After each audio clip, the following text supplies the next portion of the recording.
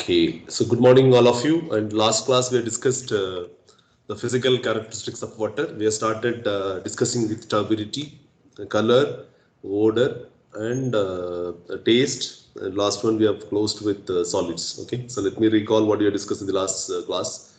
Turbidity, it is about the cloudiness of the fluid or haziness of the fluid that is caused by, say example, colloidal substances or say example the colloidal matter or solids in the water. And it is also been measured in terms of Jackson turbidity meter. That's what we have discussed in the class, Jackson turbidity meter. Okay, in that black coated drum, inside you have to place graduated cylinder, and you can at the same time you can also blow the candle at the bottom, pour the water until you cannot able to see the flame take out. You measure in terms of Jackson turbidity unit. That is number one we have discussed. And there is a possibility to detect turbidity in terms of photometry and nephelometry. Photometry is about direct measurement of scattered light opposite to the source of light, and nephelometry is perpendicular to the direction of light. That's what we discussed. Okay, in both the cases you can measure in terms of turbidity unit. Silicon dioxide is used as a reference standard, and the problem with SiO2 is it may not produce reproducible result. And to overcome that difficulty, when it is being used pharmacine. If you use pharmacine as a unit or a reference standard, that is called as pharmacine turbidity unit. Okay, yeah.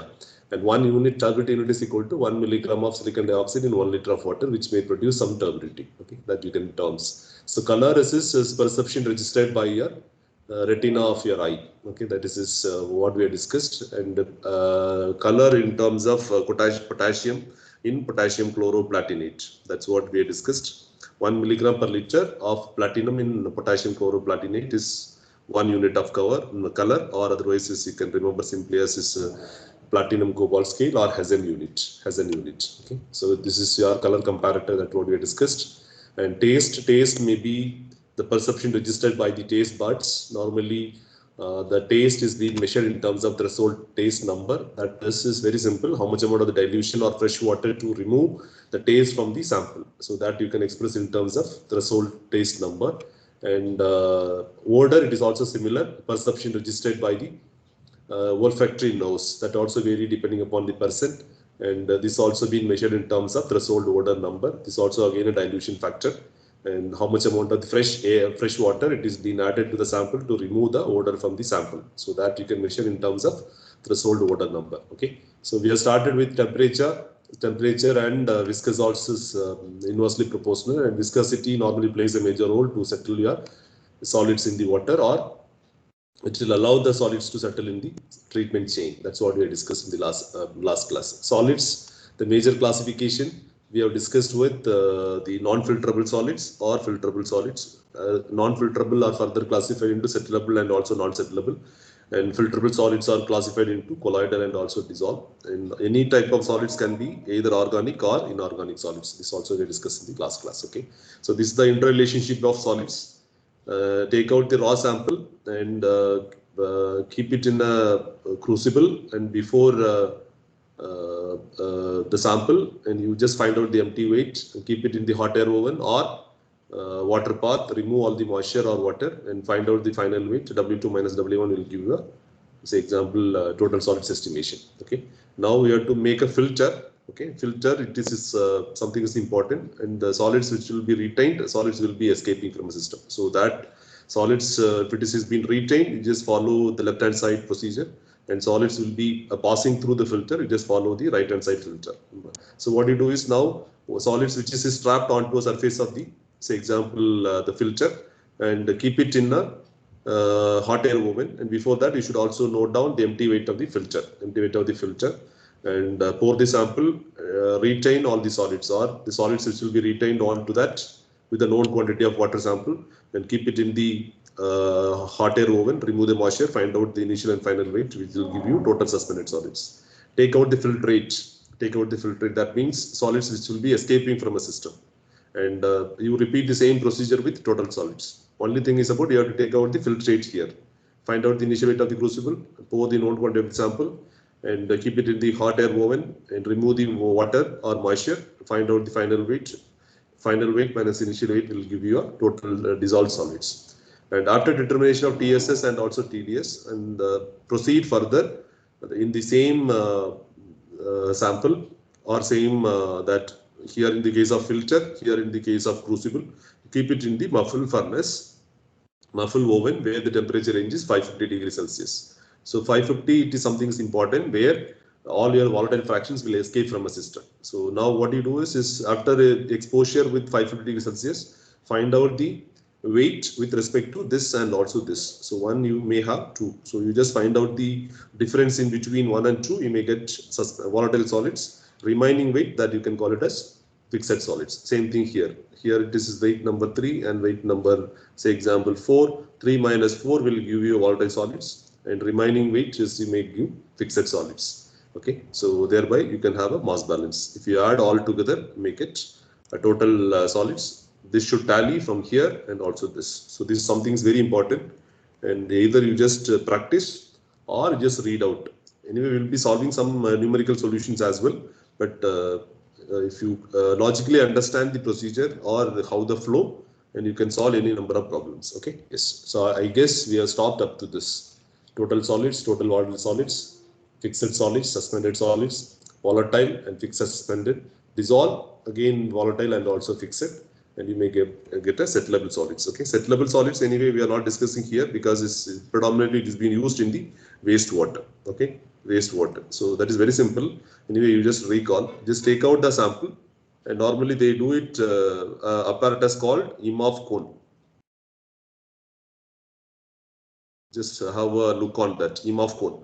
So what you do is, this also is a graduated conical flask, something like one. So not conical, this is something like a cone like the capacity is 1 liter. Just take out the raw wastewater and pour it here, allow the solids to settle.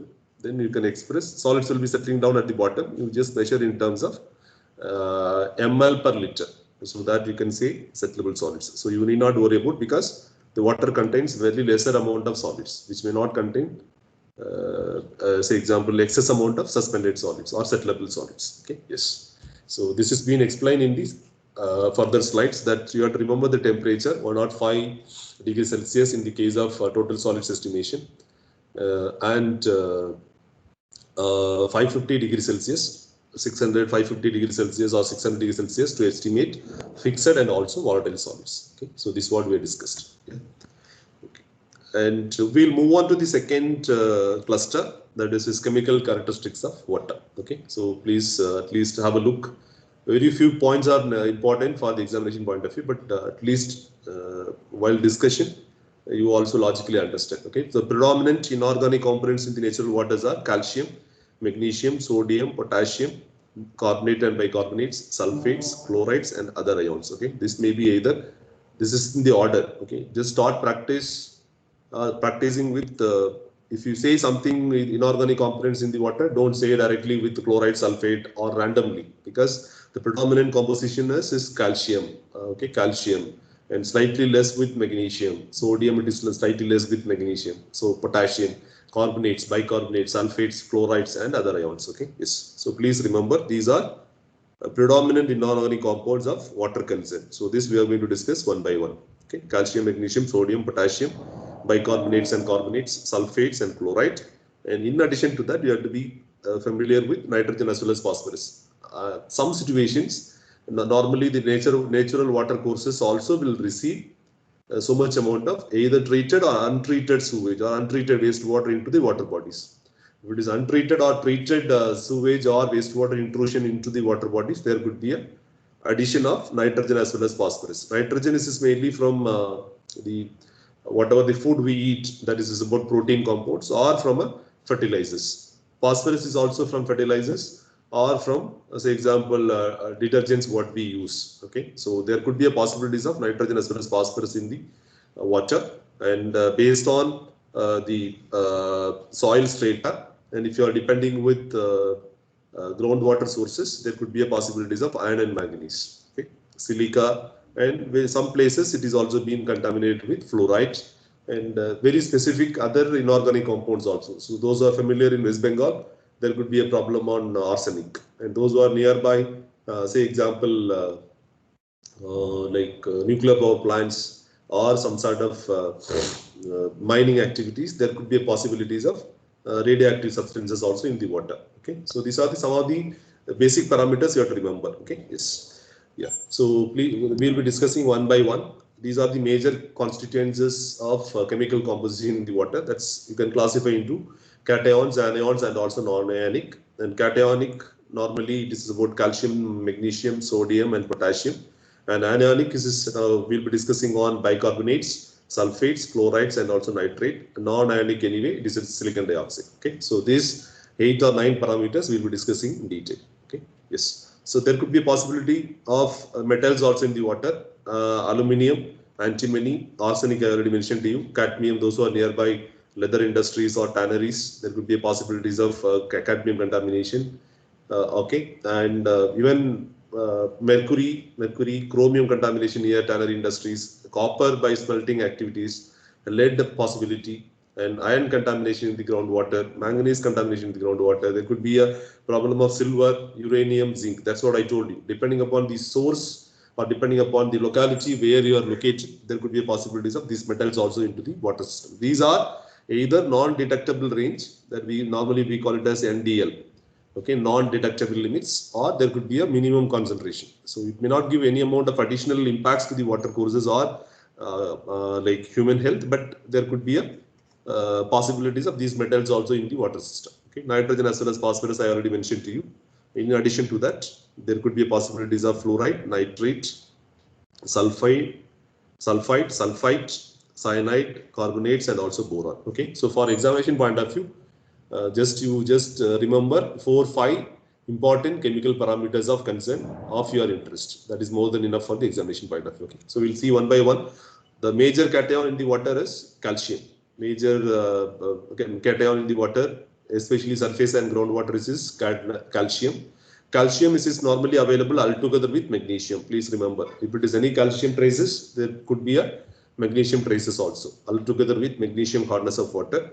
And if it is calcium level is more than 40 milligram per liter, generally it is considered as hard water. Okay, so please, the highlights are important. Okay, so remember, if it is anything to write for the examination, calcium, you write 3 points: major cation altogether with magnesium hardness, and maximum level is 40 milligram per liter. There it is considered to be a hard water. Okay, yeah. Now the sources and what could be the possibility of this calcium into the water courses? Mainly weathering. Okay, number 1, or soil ion exchange reactions. That's something is important. Okay, weathering reactions and soil ion exchange reactions. Weathering probably would have come across during the surface runoff, and soil which contains a lot of calcium, and during the surface runoff it will also take out a lot of calcium to the water courses. Okay, second one is about soil ion exchange reactions. Soil ion exchange reactions. Okay, normally the soils are calcium and magnesium silicates that you would have come across.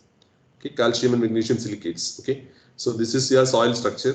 Imagine now a situation, salt water intrusion is taking place. Salt water contains a lot of sodium plus. So what will happen? There could be a possibilities of ion exchange reactions in the soil. Calcium and magnesium will be replaced by sodium. Thereby, the free calcium and magnesium will be taken away through the surface runoff. It will also mix here surface water and also groundwater. That's what is being mentioned in this first point. Weathering is number 1, that is natural leaching. Second one is about soil and exchange reaction, which may cause or which are the main sources of calcium in the natural water. Okay, so these are the common mineral forms of calcium. Calcite you would have come across, gypsum, and also fluorite. So these are very common mineral forms of calcium in the soil. Okay, in addition to that, some industrial activities, they may use calcium nitrate. Other ionic species of calcium, they may also use calcium nitrate, which also contributes additional calcium into the water courses. Okay, so problems of calcium would have come across very common as scale formation. If it is calcium, it is very important because it is a typical component of scale. So what will happen?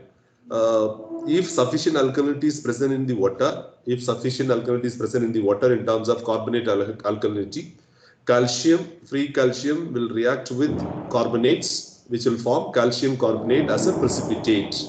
Okay, so calcium carbonate precipitation is something which is important One for advantages point of view, that is, it will form a thin coat. It will form a thin coat inside the pipelines, thereby thin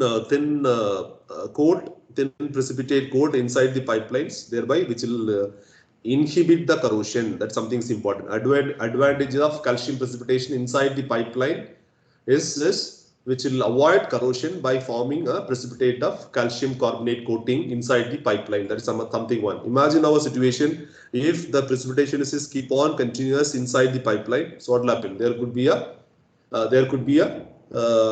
carrying capacity reduction in the pipeline also will take place. That is number one. Number two, it will also affect your heat transfer capacity in the heat exchangers. That something is important. Okay, that these are the 2 points you have to remember. Okay, so calcium, the main component is about scale. Scale formation is very simple. Calcium excess in water, which if sufficient alkalinity in terms of carbonates present in the water, it will react each other, which will form a calcium carbonate precipitation. If it is like a thin film, which will also forms a coat or coating inside the pipeline, which will help the pipe to inhibit their corrosion. Corrosion activity will be inhibited or reduced, but at the same time, the precipitation inside the boilers or heat exchangers, which will also affect your heat transfer. That's the first point. Okay, and second point is about hard water you would have experienced. It will create a lot of nuisance because it consume a lot of soap. Okay, that's something is important. Hard water, it will not produce any amount of lather, and which also create a lot of consumption of soap. Okay, so these problems you would have experienced in your household level also. Okay, in the water heaters, and probably it will take more time to heat your water. Okay, either in an immersion heater or in your say example water heaters in your household. You would have also noticed for almost for 75 degrees Celsius temperature, it will take 20-25 minutes. That is because of this precipitation in the heating mantles. That is number one. And you would also seen these are the precipitations in your households. That is because of calcium carbonate precipitation. Okay, either maybe in tile or in say example your pipe fittings, or you could also able to feel these sort of depositions in your pipelines. That's what I told you. The carrying capacity of the pipe will come down in a short period of time. Completely will choke, and once calcium carbonate thick precipitation is inside the pipe, it is very difficult to remove by normal cleaning methods, obviously, and you have to replace the entire pipe networks or pipelines. Okay, yes. Is it okay? Is it fine? Yes, sir. Yeah. So these are the other problems, but at least you just have a look. Okay. So blocking I already mentioned to you. Loss of water pressure, accumulation of rust is another thing, important factor, and repair. Then obviously you have to like spend a lot of repair works and replacement of the entire piping system if it is completely been blocked. Loss of energy, what I mentioned to you, like hot water circuits, and dull surfaces in bathrooms as well as kitchens. That is very common. And cleaning cost also will use.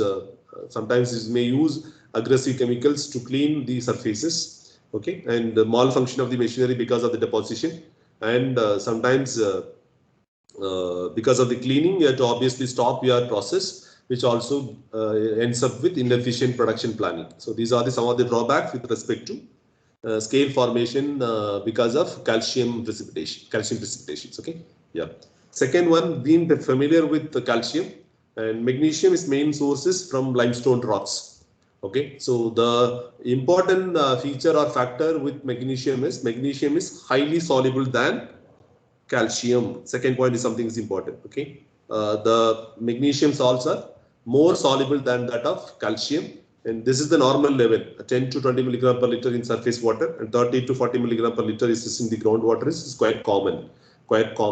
And the predominant form of magnesium in the natural water is Mg2+, magnesium 2+ ions. Okay, and magnesium sulfate and magnesium chlorides are found in solution and also derived from natural deposits. Please make a note down. Soil also may have magnesium sulfates, the magnesium in the form of magnesium sulfate and magnesium chlorides in the natural deposits. Okay, or the industrial process, they may also use magnesium sulfate and magnesium chloride for their processes, which may contribute a lot of magnesium to the water. Okay. And third one is about sodium. Sodium would have come across the major component in the earth crust is sodium, because it's about 3%. 3%, and sodium in the water mainly because of weathering reactions. Okay, number one. Okay, or otherwise sodium precipitations in the ion exchange reactions. Okay, I will explain to you a concept: soil which contains calcium and magnesium silicates. That's what I told you. Calcium and magnesium silicates as a soil, say example structure. If it is anything on say example sodium addition because of salt water, and calcium and magnesium will be replaced by sodium silicates. Okay, so what will happen? Calcium and magnesium will be released, and sodium will be occupied in the system.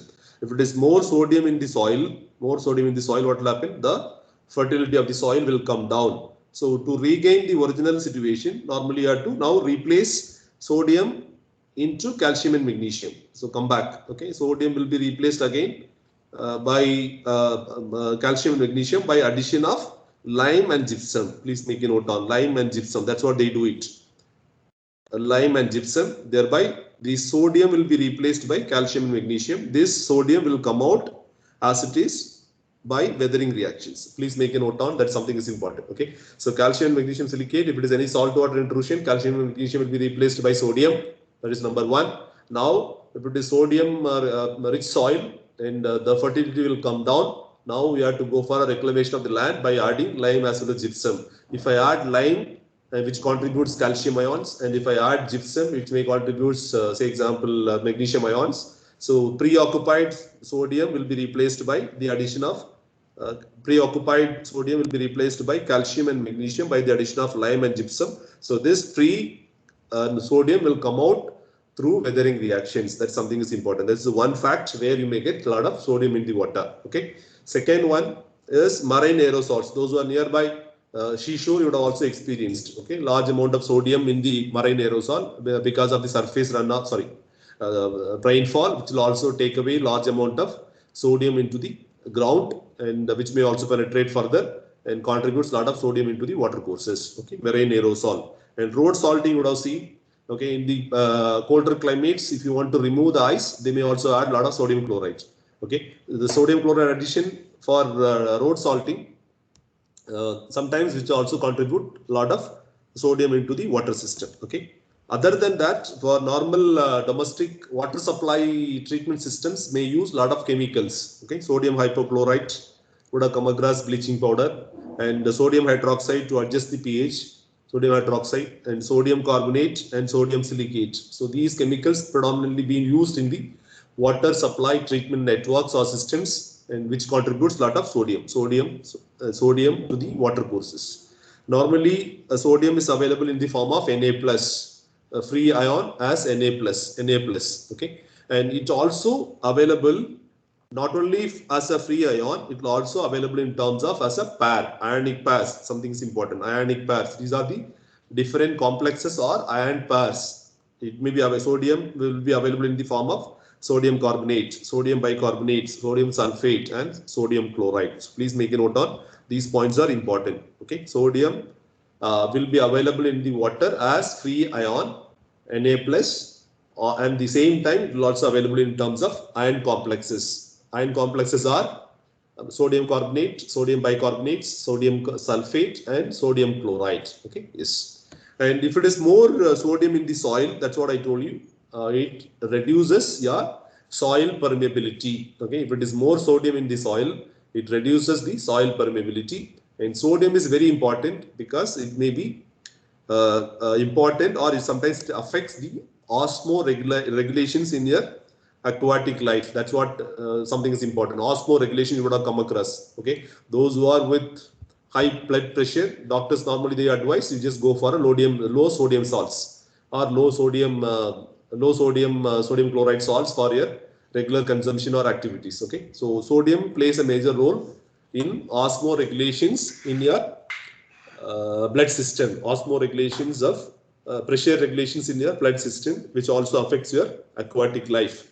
Okay, and industry also they may use a lot of sodium chloride and sodium sulfate, and which contributes a lot of corrosion related activities, contribute to increased rate of corrosion. Okay, so please remember these are points are something is important. Okay, so sodium in the water you need not worry about much, because sodium is rated as a dietary compound. Okay, sodium, because is normally we may take sodium as sodium chloride, so that is as a salt.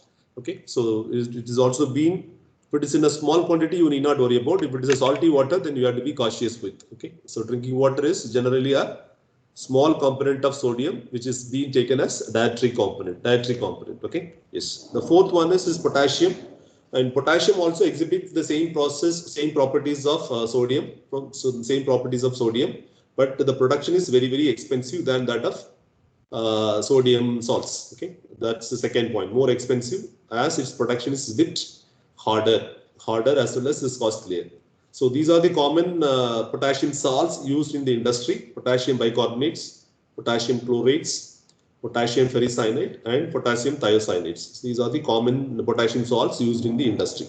In addition to that, in the water treatment, they may use potassium permanganate as a disinfecting agent or oxidizing agent. You would have come across potassium permanganate in the rural water supply system. Okay, those who are familiar in rural water supply system and in the well. Okay, so they may get water supply from a well in the household activities. Okay, and immediately after the rainfall, they may also add potassium permanganate in the water in the well directly.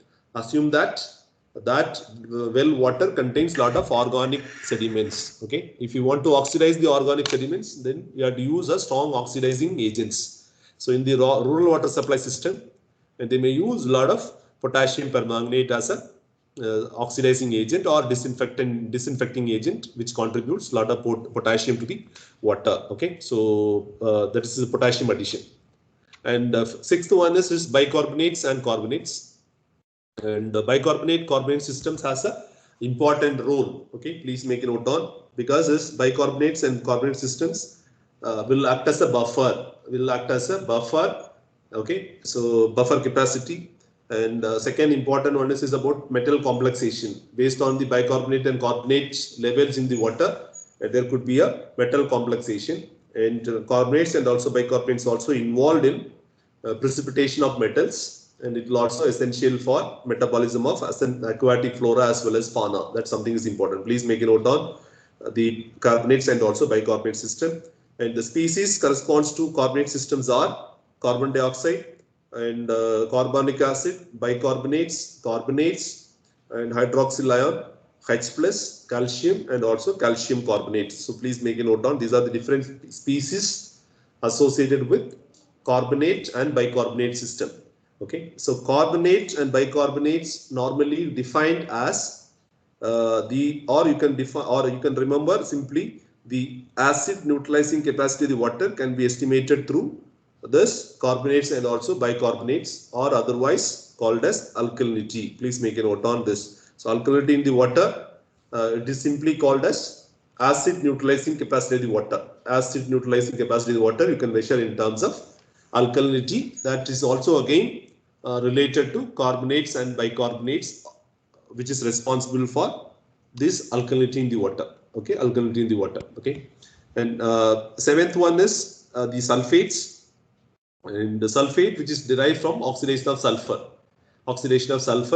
And normally the sulfate in the water prevails in the form of calcium sulfate, sodium sulfate, magnesium sulfate, or it may be available in forms of hydrogen sulfide and hydrosulfide, or otherwise sodium thiosulfide. Okay, please remember these different species. Sulfate in the water exists in the form of either sulfates or sulfides.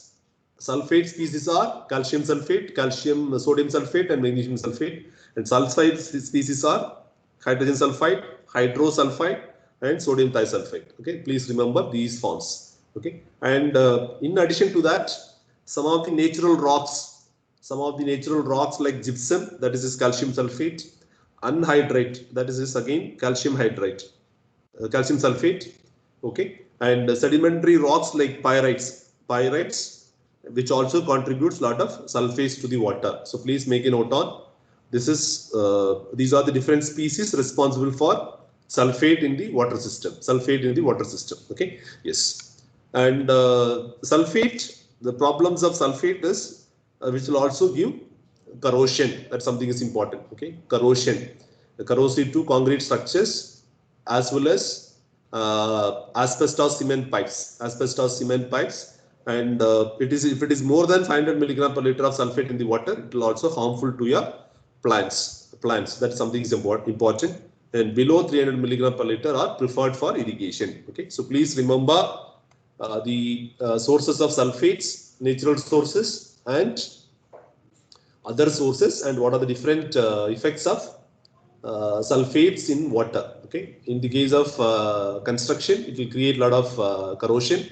But plants, if it is more than 500 milligram per liter, it is also harmful to your plants. Harmful to your plants. Okay, yeah. So main problem with sulfates are it will also produce rotten egg smell. Okay, or it will create sewage gas odor, and which also contributes a lot of corrosion. So please remember these points. Either it will form a precipitate, or it will create a rotten egg smell, or it will produce sewage gas odor, and it leads to corrosion, or it may lead to water heater failures and odors in the water supply networks. Okay, these are some of the problems with sulfates. Okay, sulfide again, sulfite. Okay, this is either from volcanic activity. So please remember these are the sources: volcanic activity, organic decomposition, or bacterial activity. Okay, these three: volcanic activity, organic decomposition, and bacterial activity contributes a lot of sulfites to the water. Sulfites to the water. Okay, yes. Sulfites normally it will create rotten egg smell. That's what I told you. Unpleasant odors in the water because of the rotten egg smell. Rotten egg smell. Okay, so 9 point is chlorides. Chlorides normally if it is anything on salt water intrusion into the groundwater sources, there could be a possibilities of chloride traces. So please make a note on that. Something is important. If it is nearby seashore areas, or if it is any addition of salt water intrusion near to the groundwater sources, there could be a possibilities of chloride in the surface as well as groundwater sources. Chloride in surface water and groundwater sources. Okay, so chloride is very important because it's conservative pollutant. That something is important. Okay, conservative pollutants. It will remain in this system for long period of time. It may not undergo any decomposition by its own. That something is important. Okay, please make a note on chloride is a conservative pollutant which does not undergo any changes. It will remain as chloride for long period of time. Okay, as well as this chloride also participates in various type of reactions like redox reactions and solubility reactions, metal complexations, what we have discussed, and adsorption reactions. Thereby, and but it will also involve, but your significance is very, very low. It will also involve redox reactions, solubility it will plays a role, metal complexation also it will have a role, and adsorption reactions, but it has a very, very little biochemical significance. So please make a note on that. Something is important. So chloride is a conservative pollutant that you have to remember. Conservative is does not undergo or degrade by its own. There is changes will not occur during the course of time. Chlorides remains in the water as chlorides, as a same species. Okay, yes. So consumption again, probably the consumption of chloride in a reasonable amount is not harmful, but chloride, if it is combination with the sodium, and the sodium ion may be undesirable to persist, requiring salt restriction. That's what I told you. Sodium will be available in the form of sodium chloride. If that's what I told you, if some persons may have salt restrictions, hypertension people, they may have a salt restrictions. If you take sodium chloride as it is, which may also create lot of problems. Okay, yes, that you just remember the problems with chloride ion. and which will have harmful or undesirable effects. The people, those who are requiring salt restrictions. Okay, yeah. The last one, 10th item is nitrogen, ammonia, nitrogen in the water. Okay, so ammonia, nitrogen in the water, that is because of bacterial decomposition. That's what I told you. Normally, protein items what we eat, protein matters will contain a lot of nitrogenous matters and which undergo bacterial decomposition. Because of the bacterial decomposition and protein hydrolysis into ammonia as well as ammonium ion. That's what we discussed in the last class. Okay, so bacterial decomposition of proteins, that's number one, where we make it ammonia, nitrogen to the water, and human as well as animal excrement,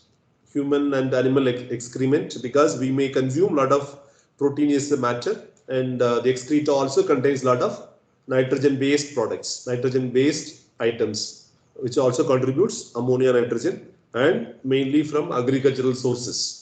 Okay, so you may use a lot of nitrogen related fertilizers to the agricultural feeds. Surface runoff will take away a lot of these nitrogen related fertilizers in a soluble form to the nearby water courses, which contributes nitrogen to the water. Okay, in addition to that, several industrial process, at least you remember 2-3 industrial activities. Okay, number metallurgical operation, ceramic production, mining activities, and chemical synthesis, and ammonium nitrate explosive industry. Okay, and some cases like oil refineries and food processing, which also contributes a lot of ammonia, nitrogen or ammonia emissions to the water. Okay, so this slide is something is important. Ammonia, nitrogen in the water or in the aquatic system exist in two different species. One is NH4 plus, and another is about unionized form of NH3. Please remember this. Okay, so food what we eat, a lot of protein contents, and these protein content will contain a lot of say example nitrogenous factors. These nitrogenous matters, if it is being disposed, it will undergo hydrolysis immediately, and it may be converted into ammonium ion as well as unionized free ammonia. That's something is important. So this distribution is controlled by pH and temperature. Please make a note on this. Something is very important. Okay, so pH and temperature in the water plays a major role, which will keep your ammonia, nitrogen either in NH4 plus ion or free ammonia. Okay, yes, and if the pH is 9, greater than 9, pH is greater than 9, what will happen? Unionized ammonia predominates. That means NH3 free ammonia predominates in the water. It is very, very toxic. Please remember this point. That's something important. Okay, so free ammonia in the water is highly toxic to aquatic organisms. And the toxicity level of ammonia is also affected by, that's two things we have discussed. Number one, temperature. Number two, pH. In addition to that, it will also greatly affected by dissolved oxygen content in the water. Okay, yeah. So the property of ammonia is highly soluble in water.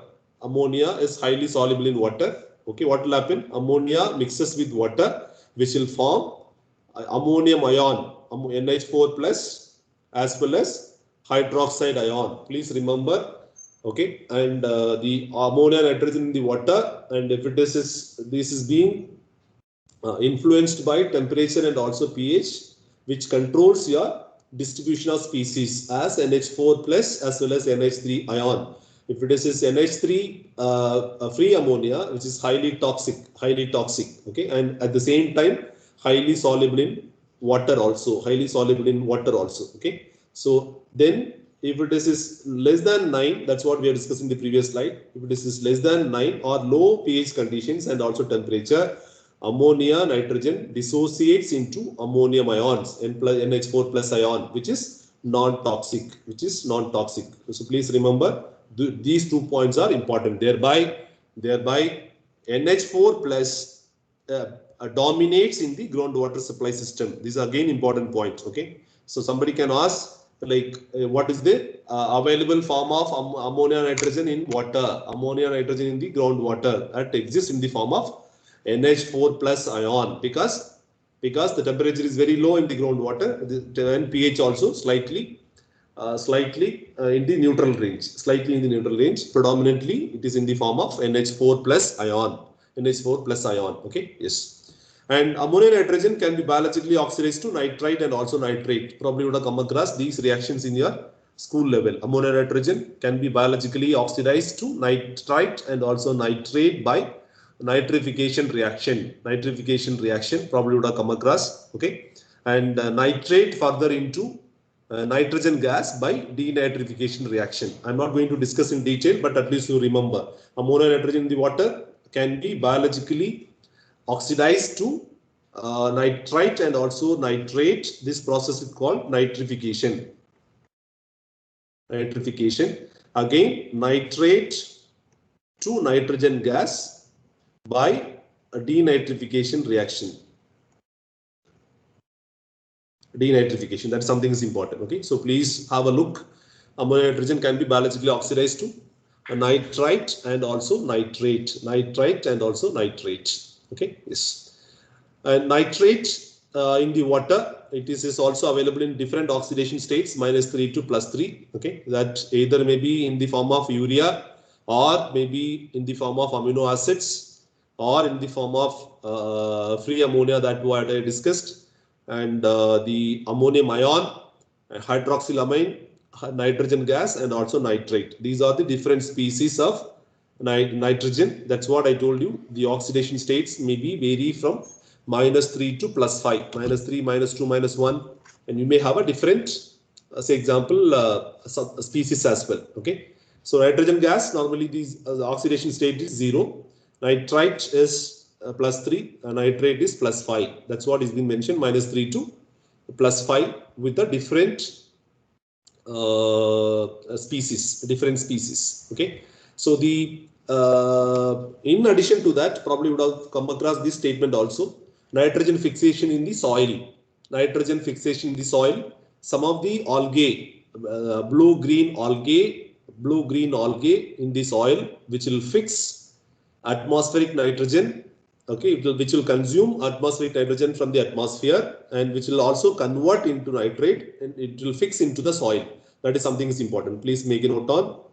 This is another reaction. Okay, blue-green algae which will consume the atmospheric oxygen and which will convert everything into a nitrate and which will be fixed in the soil, and thereby if it is in the groundwater,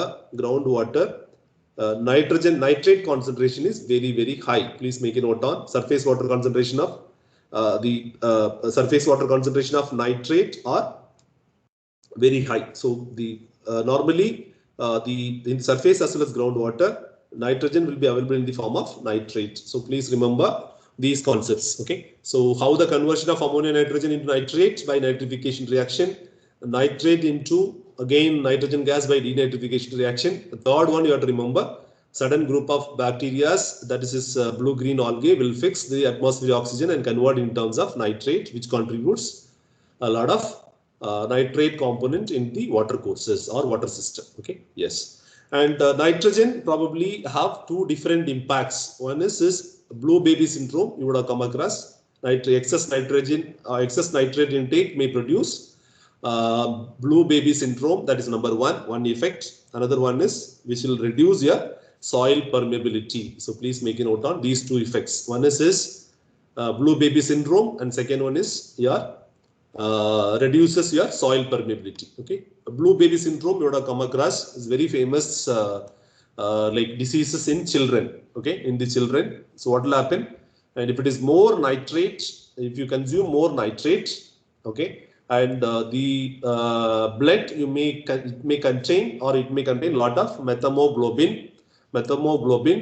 Okay, and methemoglobin is normally the ability of methemoglobin is to release oxygen to the blood. So if it is more nitrate intake, what will happen? It will not release more oxygen. Thereby, there could be a possibilities of these sort of diseases.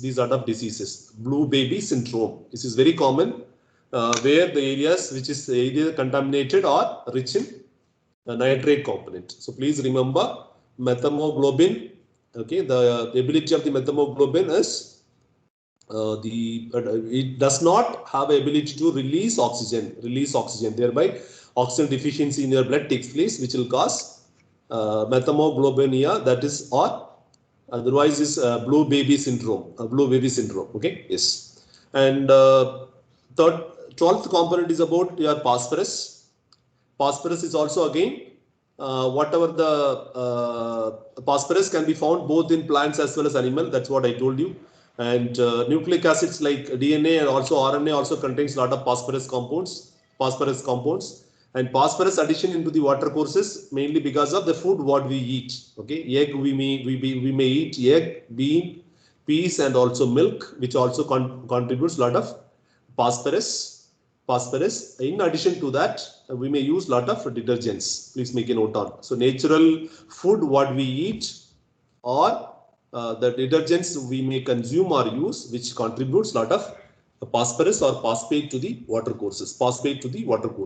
Okay. So phosphate normally exists in 3 different forms. One is orthophosphate, condensed phosphate, and organic phosphate. So please remember these 3: ortho, condensed, and organic phosphates. And it is also available in forms of 3 different species: dihydrogen phosphate, hydrogen phosphate, and also phosphates. These 3 all together it is called as orthophosphates. So please make a note on this. Something is important. Phosphorus in the water available in 3 different phosphate forms. Number 1, orthophosphate. Number 2, condensed phosphate. Number 3, organic phosphates, or phosphates available in 3 different species. Number 1, dihydrogen phosphate, hydrogen phosphate, and phosphates. These 3 are collectively called as orthophosphates. And phosphate addition in the water or orthophosphate addition into the water courses, which will cause lot of eutrophication in the receiving water bodies. Eutrophication. Okay. So definition for eutrophication is very simple: artificial enrichment of nutrients in the water courses. Okay. If you keep on adding, say example, nitrogen as well as phosphate to the water, artificial enrichment of nutrients will take place. This will normally cause the excess growth of algae in a system. Okay, if it is more excess growth, or if it is more growth of algae, and that problem or situation you can call it as eutrophication of lakes. Okay, or eutrophication of water bodies. So please remember that addition of nitrate and phosphate in the water courses will cause eutrophication in receiving water bodies. Okay, yes, receiving water bodies. And 13th item is iron. Okay, 13th item is iron. Is very common. Those who are familiar in groundwater sources, you could also experience like iron contamination. Okay, iron contamination is normally common mineral forms are hematite and as well as ferrite hydroxide, and this normally will induce red color or yellow color. And iron also available in terms of sulfides, carbonates, and also mixed oxides. So please make a note on this also. Okay, pyrite, marcasite, siderite, and also magnetite. Okay, these are the different sedimentary forms of ionic species, forms of iron species in the water. Okay, and certain group of bacteria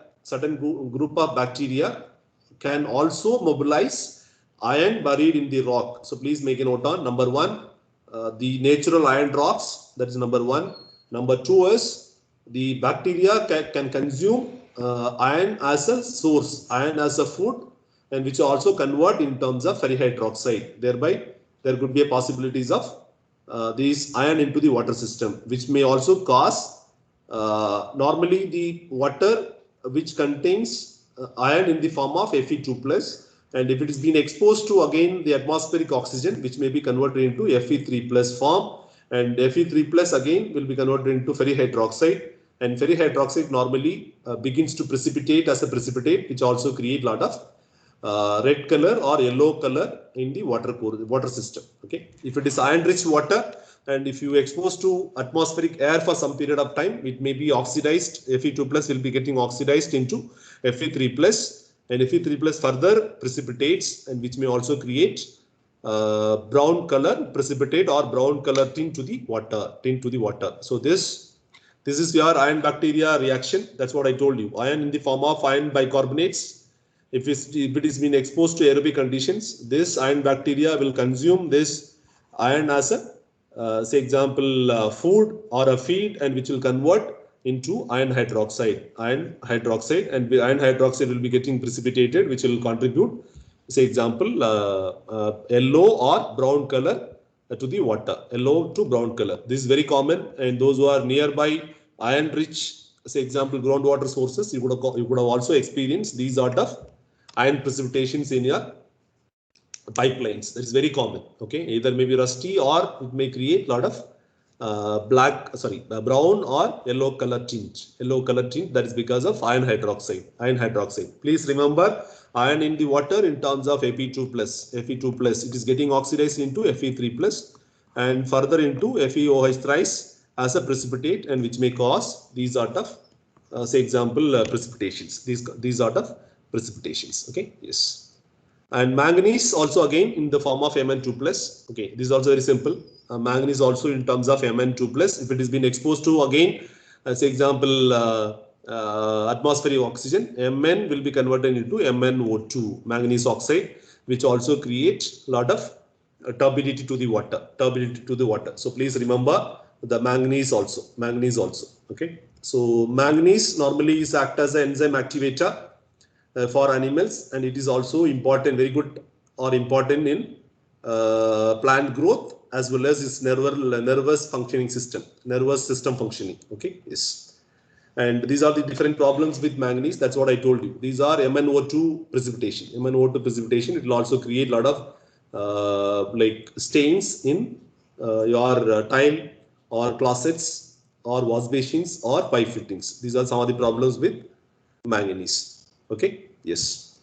Anyway, silica, I will discuss to you silica. Normally it is available in the form of rock, soil, and also natural water, that you just have a look. And normally if it is silica, is something like a glassy like appearance that you would have come across. Okay. So normally the temperature in the water is a critical factor because it affects their solubility. So please remember, solubility of silica will be affected by temperature. Okay. Solubility of at 25 degrees Celsius is only 6 milligram per liter, but if it is 84 degrees Celsius, it is 26 milligram per liter. Normally this silica normally forms a thick coat, or thick deposits, that we call it as silicon deposits. Silicon deposits is very hard and also glossy like appearance. It is somewhat difficult to remove by normal methods. That is the difficulty. And similar to calcium, which may also form a glossy, say example, like a deposition inside your pipelines, sometimes which will also inhibit your corrosion. These are some of the factors you have to remember. Okay, yes. So I'll stop here, and one more point we have to discuss is about fluoride. And fluoride would have come across, excess fluoride in the water will cause a lot of bone related or bone or teeth related issues. You would have come across is fluorosis. If it is more fluoride in the water, like you may get fluorosis. Okay, this is if you have anything on brown or black color, say example stains in the teeth, that is because of fluoride, excess fluoride ion intake. Okay, so essentially normally fluoride is added to the water because it is essentially required for your biological activity. Okay, so we would have seen normally we may take fluoride in terms of toothpaste. Okay, so you would have seen toothpaste has been added with a lot of fluoride. And then the selection of the toothpaste is also important. If you have a place where the groundwater are rich in or essential content of fluoride, you should not use fluoride content toothpaste. If it is devoid of, or if it is no fluoride in the water, then you can also use the toothpaste with fluoride. That's something is important. Okay, either you may create a lot of dental fluorosis, or it may have a problems on skeletal fluorosis. Okay, those who are familiar in Andhra and those who are familiar in some part of Kerala, you would have also experienced these sort of like diseases, fluorosis.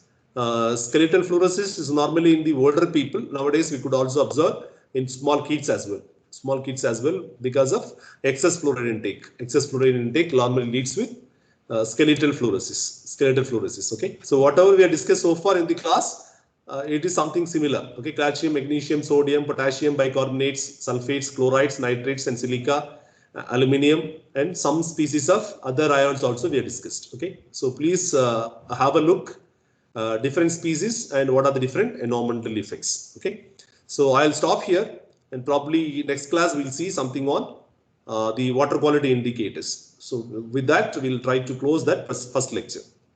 Is it fine?